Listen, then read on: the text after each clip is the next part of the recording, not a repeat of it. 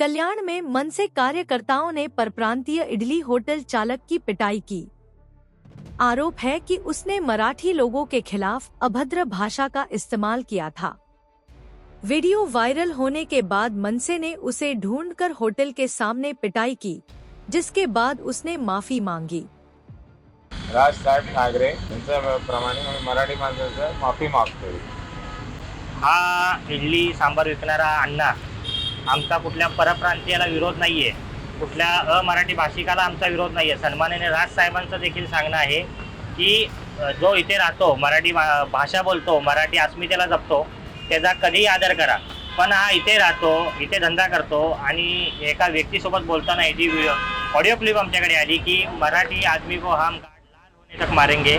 अशा चुकीच्या वक्तव्याचा याला जो तो समज दिलेला आहे आम्ही। इथून पुढे अशा हरामखोर लोकांनी जर चुकीच्या पद्धतीने मराठी भाषेबद्दल आणि मराठी माणसाबद्दल काय बोलणं केलं तर ह्याला त्याची अवकाश दाखवून ते एवढं सांगेन। जय हिंद, जय महाराष्ट्र। राजसाहेब ठाकरे यांच्याप्रमाणे मी माफी मागतोय। चुकी झाली माझ्या। मराठी माणसाला काय बोलणार, नागरिक मारणार आणि त्यांना बंद करून टाकायचं।